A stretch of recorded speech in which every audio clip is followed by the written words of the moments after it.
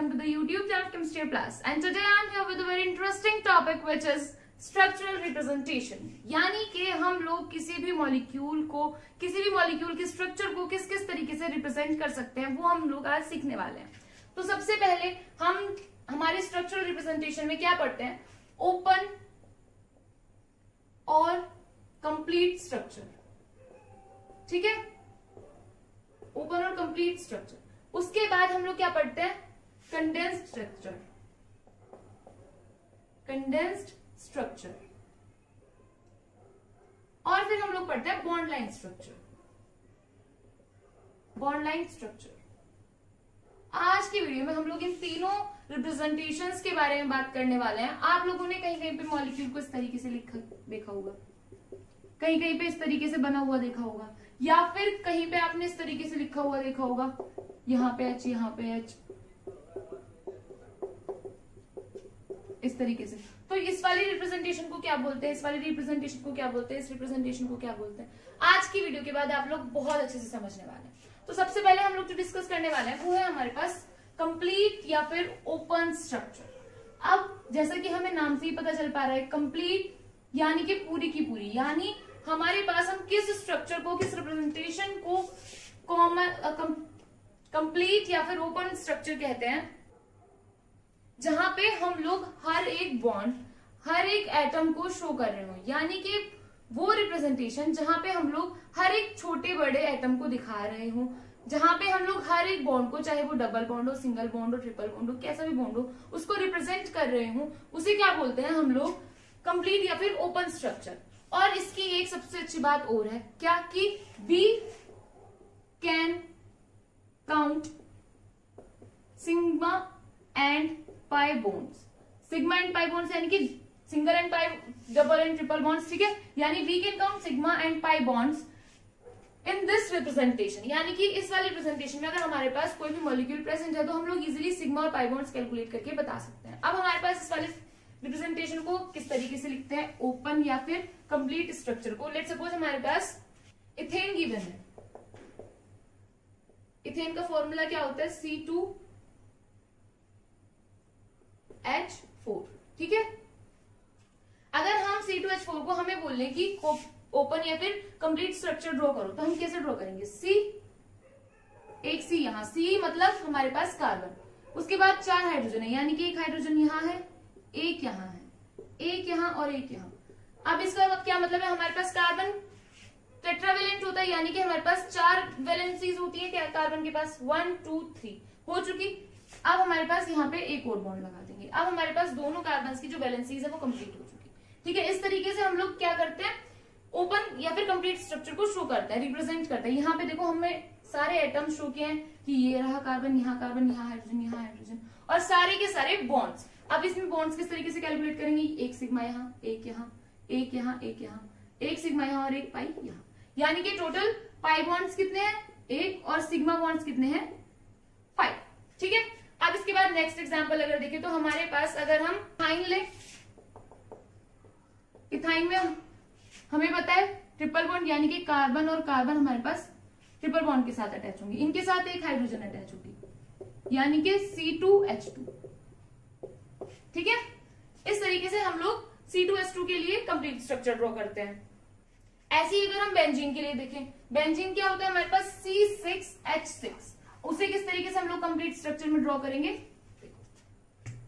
C6H6, 6 carbon बनाएंगे, 1 2 3 4 5 6, सबको single bond के साथ अटैच करेंगे, क्योंकि हमारे पास बेंजीन है। अल्टरनेट पोजीशंस पर double bond, single bond, double bond, single bond. अब हमें हाइड्रोजन्स लगाने हैं। इस वाले कार्बन के पास 1 2 3 वैलेंसीज कंप्लीट है, एक हाइड्रोजन यहाँ। इस वाले कार्बन के पास 1 2 3, ये हाइड्रोजन। सभी कार्बन सेम बिहेव करते हैं, सबके पास एक एक हाइड्रोजन है, और इस तरीके से हमारे पास ये क्या है? बेंजीन की कंप्लीट स्ट्रक्चर, ठीक है। अब उसके बाद आती है हमारे पास कंडेंस्ड स्ट्रक्चर। कंडेंस्ड स्ट्रक्चर क्या होती है अब हमारे पास? देखेंगे कंडेंस्ड स्ट्रक्चर, ठीक है। तो कंडेंस्ड स्ट्रक्चर हमें क्या बताती आती है कि कंडेंस्ड स्ट्रक्चर जब भी हम किसी मॉलिक्यूल के लिए ड्रॉ करते हैं तो हमें वहां पर सिग्मा बॉन्ड्स रिप्रेजेंट नहीं करने होते, यानी कि क्या लिखेंगे, नो नीड टू शो और draw, no need to draw sigma bonds, यानी कि हमें सिर्फ पाई बॉन्ड्स दिखाने हैं। जैसे हमारे पास CH3 है, क्या होगी इसकी ओपन स्ट्रक्चर अगर हम लिखेंगे CH3 सिग्मा CH3, ये भी हमारे पास कंडेंसर स्ट्रक्चर है। ओपन स्ट्रक्चर कैसे बनेगी, C hydrogen hydrogen hydrogen carbon hydrogen hydrogen hydrogen, यानी कि क्या बोलते हैं हमारे पास जब हम कंडेंस स्ट्रक्चर बनाते हैं तो क्या बोलती है हमारी बुक्स कि क्या हम लोग कार्बन कार्बन के बीच का अगर हम दिखा रहे हैं सिग्मा बॉन्ड तो कोई बात नहीं, यानी कि हम लोग मैक्सिमम कार्बन और कार्बन के बीच का बॉन्ड ही दिखा सकते हैं, लेकिन कार्बन और हाइड्रोजन के बीच का या फिर किसी भी और एटम के बीच का हम लोग नहीं दिखा सकते क्या सिग्मा बॉन्ड अगर हमारे पास प्रेजेंट है। यानी कि अगर कोई भी एटम हमारे पास कार्बन से सिग्मा बॉन्ड के थ्रू अटैच है तो हम लोग उसे शो नहीं करेंगे, सिग्मा बॉन्ड को शो नहीं करेंगे, उसे क्या करेंगे, डायरेक्ट लिखेंगे। ठीक है, ऐसे ही अगर हमारे पास नेक्स्ट मॉलिक्यूल है CH2 CH3 CH3, इसे हम लोग मैक्सिमम इस तरीके से लिख सकते हैं CH2 CH3 और CH3, लेकिन अगर ओपन स्ट्रक्चर बनाए तो कैसे लिखेंगे, इन हाइड्रोजन को भी शो करेंगे इस तरीके से, यहां पे भी हाइड्रोजन शो करेंगे, ये हाइड्रोजन हाइड्रोजन हाइड्रोजन और यहां पे भी हाइड्रोजन शो करेंगे। ठीक है, तो ये हमारे पास क्या होती है, कंडेंस्ड स्ट्रक्चर। ऐसे ही अगर हम हमारे पास कोई भी फंक्शनल ग्रुप आया तो उसे भी हम उसका भी सिग्मा बॉन्ड शो नहीं करेंगे, कैसे लिखेंगे, CH3 CH2 OH। ठीक है, ये क्या है, कंडेंस्ड स्ट्रक्चर। फिर उसके बाद CH ट्रिपल बॉन्ड CH, यानी कि अगर हमारे पास डबल बॉन्ड या फिर ट्रिपल बॉन्ड है तो उसे तो हमें शो करना पड़ेगा, वरना पता कैसे चलेगा अगर हम डायरेक्ट CH लिख देंगे। तो ये हमारे पास क्या हुआ, ट्रिपल बॉन्ड। ठीक है, इसके बाद अगर हमारे पास CH3 C triple bond N है तो ये भी हमारे पास कंडेंस्ड स्ट्रक्चर है। इसके बाद CH3 CH double bond CH2, ये भी हमारे पास कंडेंस्ड स्ट्रक्चर है। तो हम किन स्ट्रक्चर्स को कंडेंस्ड स्ट्रक्चर्स बोल रहे हैं, जब हम किसी भी मॉलिक्यूल में जो सिग्मा बॉन्ड्स हैं उन्हें रिप्रेजेंट नहीं कर रहे हैं तो हम उसे क्या बोल रहे हैं, कंडेंस्ड स्ट्रक्चर। ठीक है, तो ओपन स्ट्रक्चर यानी कि जब हम सारे सिग्मा बॉन्ड शो कर रहे हो, सिग्मा पाई और जितने भी एटम्स है सबको शो कर रहे हो। कंडेंस्ड स्ट्रक्चर मीन्स जब हम लोग सिर्फ ट्रिपल और डबल बॉन्ड शो कर रहे हो तो हम लोग क्या बोलते हैं, कंडेंस्ड स्ट्रक्चर, यानी कि कोई भी और हमारे पास सिग्मा बॉन्ड शो नहीं कर रहे। उसके बाद हमारे पास आती है bond line structure. Bond line structure ये हमारे पास सबसे ज्यादा इंटरेस्टिंग होती है। बॉन्ड लाइन स्ट्रक्चर में हमारे पास काम बहुत जल्दी खत्म हो जाता है, यानी अगर हमारे पास CH3 मॉलिक्यूल है तो हमें सिर्फ ये बनाना है और हमारे पास काम खत्म। अब ये लाइन कैसे CH3 है, तो देखो क्या बोलती है हमारे पास बॉन्ड लाइन स्ट्रक्चर कि अगर हमारे पास कोई भी लाइन के जो एंड्स है वो ओपन है, इस तरीके से कुछ भी नहीं है अटैच है यहाँ, तो यहां पर डायरेक्टली क्या है, CH3, यानी कि हमारे पास जहां कहीं भी ओपन टर्मिनल्स है वहां पे हमें CH3 मान लेना है। एक्चुअली ऐसा होता नहीं है, ऐसा क्या होता है हमारे पास, एक्चुअली ये जो टर्मिनल्स है यहाँ पे कार्बन होते हैं। अब कार्बन की एक वैलेंसी तो यहाँ है, 3 और लगानी है, यानी कि यहाँ पे हाइड्रोजन होगा, तो इसलिए हम लोग क्या बोलते हैं, जहां पे हमारे पास ओपन एंड्स है या फिर ओपन टर्मिनल्स है वहां क्या होगा, CH3।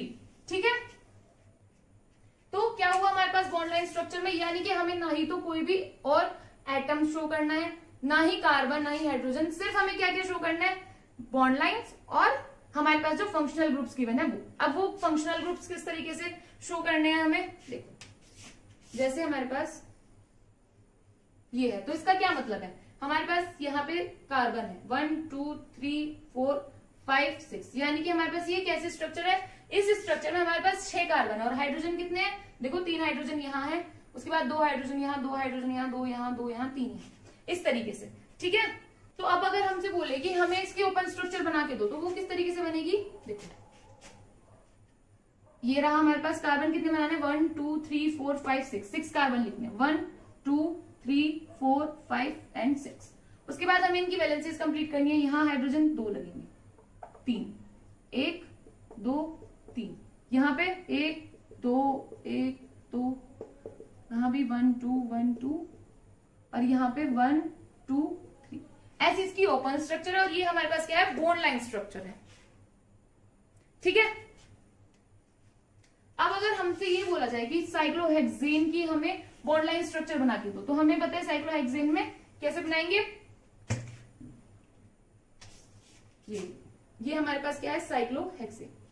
बस इतना ही बनाना है हमें। सबसे ज्यादा इंटरेस्टिंग स्ट्रक्चर्स हमारे पास यही होती है और मोस्टली बच्चों को यही बनाने नहीं आती। साइक्लोहेक्सेन यानी हेक्सेन में हमारे पास क्या 6 कार्बन होने चाहिए, 1 2 3 4 5 6। देखो ये क्या है हमारे पास कार्बन, 1 2 3 4 5 और 6।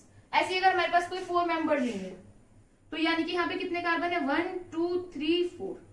3 मेंबर रिंग है तो यहाँ पे 1 2 3। क्यों बोल रहे हैं इसे 3 मेंबर रिंग, क्योंकि 3 कार्बन है। यहाँ पे 4 कार्बन है तो हमने 4 मेंबर रिंग बोल दिया। अगर हमारे पास बेंजीन की बॉन्ड लाइन स्ट्रक्चर पूछे तो ये रही हमारे पास बेंजीन की बॉन्ड लाइन स्ट्रक्चर। ठीक है, अब हम इनमें फंक्शनल ग्रुप्स किस तरीके से बताते हैं कि हमारे पास अगर कहीं भी कोई फंक्शनल ग्रुप अटैच है तो हम उसे कैसे शो करेंगे बॉन्ड लाइन स्ट्रक्चर्स में। देखो अगर हमारे पास ये स्ट्रक्चर है प्रोटीन, तो इसका क्या मतलब है, इसे किस तरीके से रिप्रेजेंट करेंगे। हमारे पास यहाँ पे 6 कार्बन बनाएंगे, 1 2 3 4 5 6। ठीक है, यहाँ पे हमारे पास क्लोरीन अटैच है, बाकी सब जगह हाइड्रोजन अटैच कर देंगे। यहाँ पे भी 2 हाइड्रोजन, यहाँ पे भी 2 हाइड्रोजन, यहाँ भी 2 हाइड्रोजन, यहाँ भी 2 हाइड्रोजन। ये हमारे पास बॉन्ड लाइन स्ट्रक्चर हुई। अगर इसी तरीके से हम किसी फंक्शनल ग्रुप की बात करें, देखो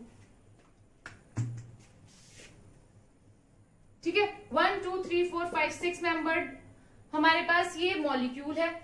अब हमने यहाँ पे एक डबल बॉन्ड लगाया, यहाँ पे हमने Br लगा दिया, तो हम इसे किस तरीके से शो करेंगे, यानी कि हमारे पास 1 2 3 4 5 6 कार्बन है, 1 या फिर 5 कार्बन ही ले लो, 1 2 3 4 5 कार्बन है, 1 2 और 3 कार्बन के बीच में हमारे पास क्या है, बॉन्ड, डबल बॉन्ड। ठीक है, फिर हमारे पास फिर से देखेंगे यहाँ पे 1 2 3 4 5, यानी 4 कार्बन पे हमारे पास क्या है, ब्रोमीन।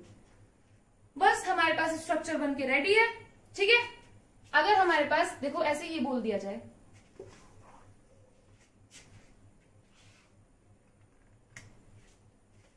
ये देखो हमारे पास ये बॉन्ड लाइन स्ट्रक्चर गिवन है और बोला जाए कि हमें नॉर्मल स्ट्रक्चर बना के बताओ। ठीक है, तो क्या करेंगे, यहाँ पे कार्बन, ये भी कार्बन, ये कार्बन। अब देखेंगे हमारे पास यहाँ पे ये डबल बॉन्ड है, यहाँ बना दिया हमने डबल बॉन्ड। अब हमें क्या करना है, सिर्फ कार्बन की जो वैलेंसीज है वो कंप्लीट करनी है। अब इस कार्बन ने 3 बॉन्ड बना दिए तो यहाँ पे सिर्फ 1 हाइड्रोजन लगेगा, इसने भी 3 बॉन्ड बना दिए तो सिर्फ 1 हाइड्रोजन लगेगा और यहाँ पे 2 हाइड्रोजन। बस हमें इतना ही करना है। ठीक है, कैसे, हमारे पास जो ओपन चेन स्ट्रक्चर है उसमें हम सारे आइटम, सारे बॉन्ड, सब कुछ ओपनली दिखाएंगे। फिर उसके बाद कंडेंस्ड स्ट्रक्चर है जिसमें हम लोग सिग्मा बॉन्ड शो नहीं करते और मैक्सिमम अगर शो भी करेंगे तो सिर्फ कार्बन और कार्बन के बीच के सिग्मा बॉन्ड शो करेंगे। फिर उसके बाद हमारे पास आती है बॉन्ड लाइन स्ट्रक्चर जिसमें हमें कुछ भी नहीं बनाना होता। कार्बन को हम लोग कॉर्नर से, टर्मिनल से डिफाइन करते हैं, जैसे कि जहां पे भी ये बेंड हो रहा है। अब आपकी मर्जी है, आप इसे इस तरीके से लिखो या फिर इस तरीके से लिखो यहाँ पे कि ये कार्बन, ये कार्बन, ये कार्बन। ठीक है, ये हमें सिर्फ कार्बन को रिप्रेजेंट करने का तरीका है जिससे कि हमें इजीली पता चल सके कि यहाँ हमारे पास कार्बन प्रेजेंट है। और हमें क्या करना होता है, सिर्फ कार्बन की वैलेंसीज कंप्लीट करनी होती है। कोई भी हमारे पास फंक्शनल ग्रुप है तो उसे शो करना है, उसके अलावा हमारे पास बॉन्ड लाइन स्ट्रक्चर में कुछ भी नहीं है। अगर हमारे पास कहीं डबल बॉन्ड या फिर ट्रिपल बॉन्ड है तो उसे शो करना है। आई होप आप लोगों को ये तीनों स्ट्रक्चर्स अच्छे से समझ आई होंगे कि किस तरीके से बनाते हैं। अब आपकी बुक में जितने भी क्वेश्चंस हैं बॉन्ड लाइन स्ट्रक्चर से ओपन स्ट्रक्चर बनाने के, ओपन स्ट्रक्चर से कंडेंस स्ट्रक्चर बनाने के, आप वो सब प्रैक्टिस कीजिए और अच्छे से प्रैक्टिस कीजिए। आई होप वीडियो आप लोगों के लिए हेल्पफुल रही हो। Thank you so much for watching.